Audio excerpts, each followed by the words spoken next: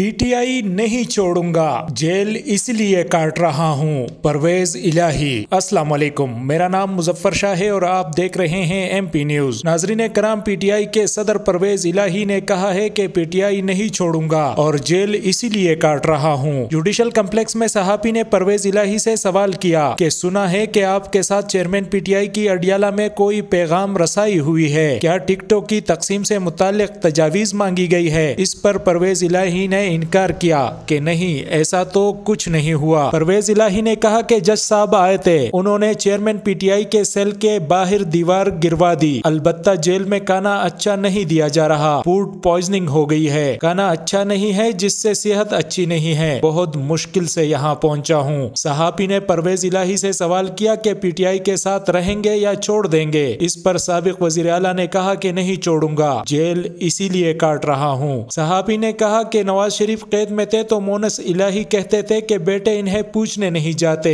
अब आप मुश्किल में हैं, आपके बेटे क्यों नहीं आ रहे? परवेज इलाही ने जवाब दिया कि मुझे कोई मुश्किल नहीं, ठीक हूँ, खुदा का शुक्र है। बहुत शुक्रिया। मजीद खबरों और अपडेट्स के लिए देखते रहिए एमपी न्यूज।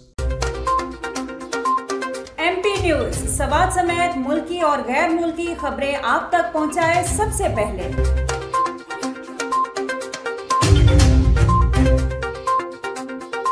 दिन भर की ताज़ा तरीन खबरें हो या अवामी मसाइल हो, एमपी न्यूज की स्क्रीन पर सबसे पहले। सियासी मैदान हो या हो खेल का मैदान, हम पहुंचाएंगे सबसे पहले खबर एमपी न्यूज पर। अब आपकी आवाज बनेगा एमपी न्यूज सबसे पहले, तो अभी फेसबुक पर और यूट्यूब पर सब्सक्राइब कीजिए एमपी न्यूज को।